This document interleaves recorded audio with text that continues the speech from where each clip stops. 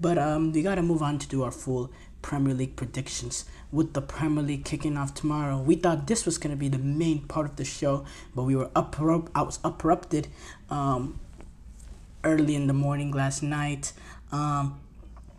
With the announcing that your Mauricio Pochettino is gonna be the manager of the U.S. men's national team. That sort of news does take high precedence. But we still will continue on to talk about this Premier League season. It's gonna be an exciting season. A lot of big things coming up. United, they're going for fifth straight. Arsenal, can they finally get over the line? New season of managers from Liverpool, Chelsea. We get a little bit different elements in terms of those two football clubs. Ipswich Town making their return to top flight English football. I believe the last time they were in the I believe the last time they were in the Premier League was 22 years ago. 22 years ago is the last time. It's been 22 years since they've been since 2002. So there's that. Everything going on. So we gotta start off with my prediction. Okay, well, I have finishing number one will be Manchester City. I think Manchester City will win the Premier League. I just think overall, they're too good. They're too good. They're just too dominant. They know how this goes. I feel like sometimes they are a little complacent, and that's what makes this even a title race over the past few years. With Arsenal, I think it's been a little bit of their complacency, because when they're at it, they're the best team in the world. You could talk about Real Madrid, but Real Madrid, doesn't have the quality that Manchester, the ability to dominate the game the way Manchester City can. So, I think it's kind of clear and simple in the fact and why I think Manchester City are going to win. Yes, I think Arsenal has made some good steps forward over the past few seasons. But I believe, Man City relatively has had down points in terms of points over the past two seasons. And in terms of their expectation, what we expect from them. And Arsenal has had great seasons, and they still haven't been able to get it done. I think Arsenal just doesn't have enough to compete with Manchester City, not right now. And yeah, I do think Arsenal will finish second. So there goes my second team.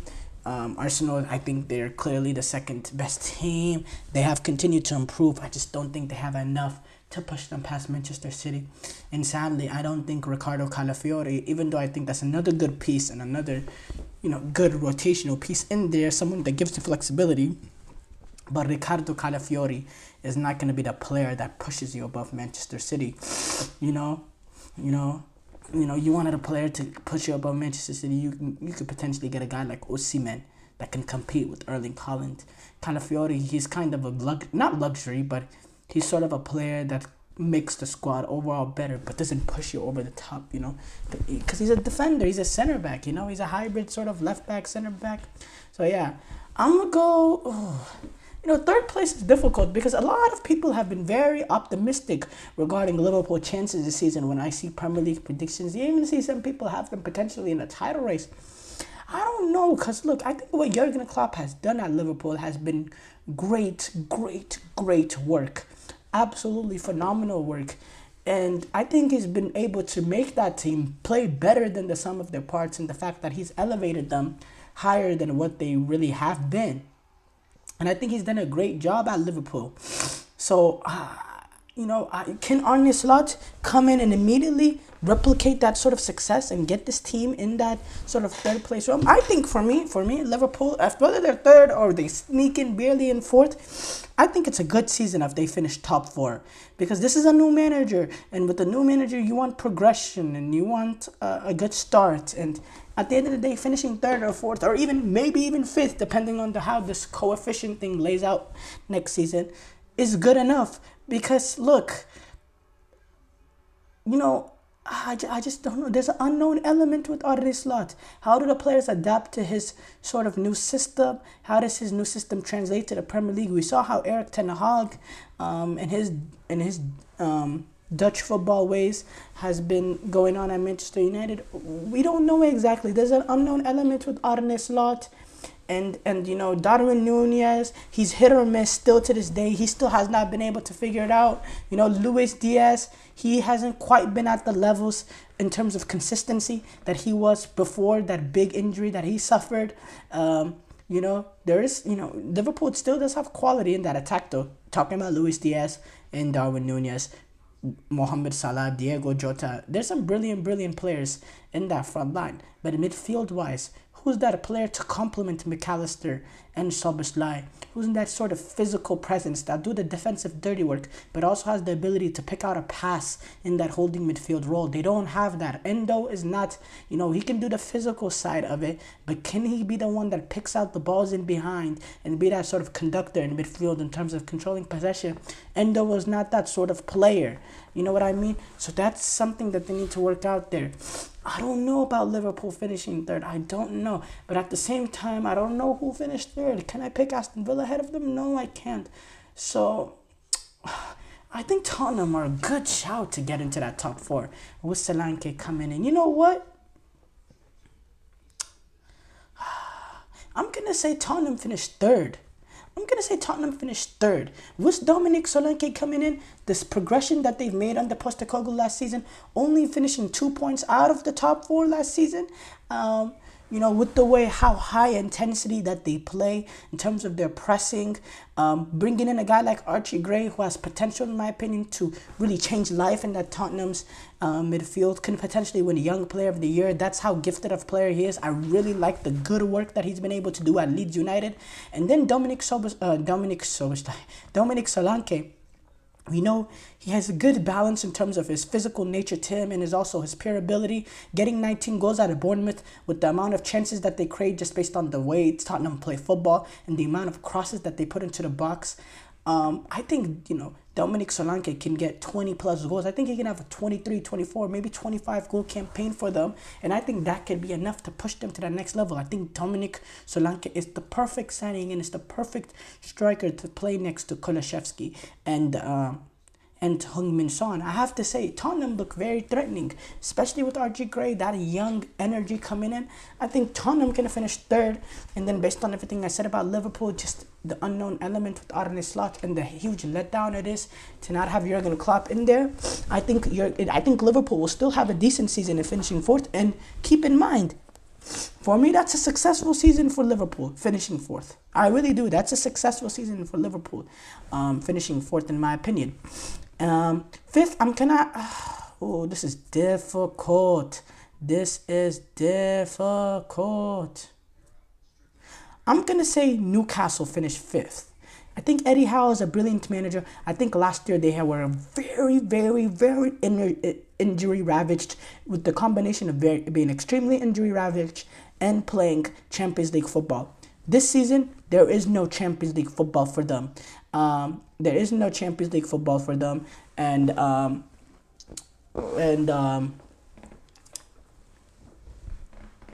the fact that there's no Champions League football, they're going to get their guys back from injury. They're still being managed by brilliant Eddie Howe.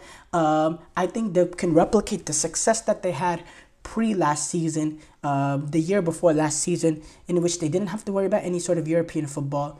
And by the way, keep in mind, this team is, they're going to get, Tonali back throughout the season. Tonali is a brilliant player. They also, they also have potential to get a deal for someone like Mark Gahey as well. I'm not really, and they still currently have Anthony Gordon at the club. They haven't lost much in terms of the transfer window. I don't see the pessimistic with them. I think Eddie Howe is a brilliant manager that gets a team playing better than the sum of their parts. I have Newcastle finishing fifth, and that could be enough to get them into the Champions League based on this coefficient thing. I think sixth would probably be... Ooh.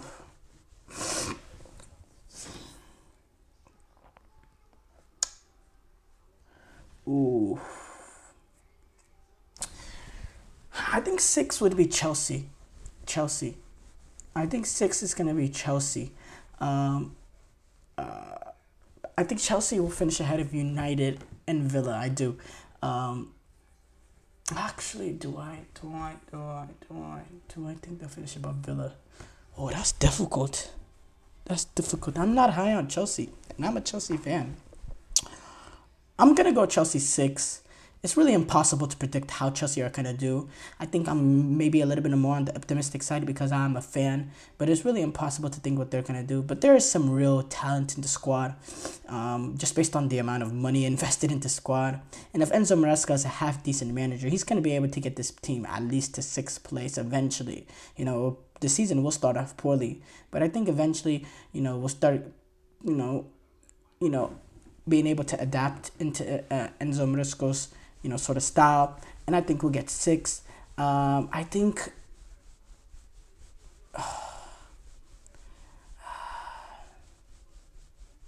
United, that's a poor season if I have them finishing 7th or 8th. That's a really poor season for them. And maybe I'm being slightly disrespectful.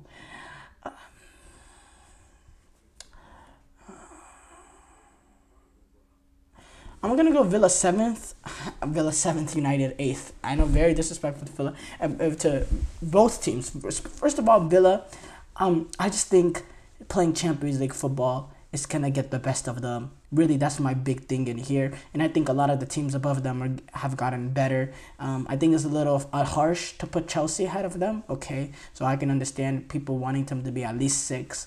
But I do have them 7th on this list. I just think European football, they don't have the squads that these other top teams have, besides Newcastle. But the difference between Newcastle and Villa is the fact that Newcastle is not playing Champions League football, while Villa is. We saw how much of a toll that took on Newcastle. I can see that taking a similar toll on Villa. I'm gonna go United 8th. It's just I don't understand the direction the United is going under. I think goal scoring is a huge issue. There are 2 players that they have that are comfortable playing that sort of number 9 sort of position, Xerxes and Højbjerg. They don't score enough goals. They got players in bad form from last season, like like Marcus Rashford specifically.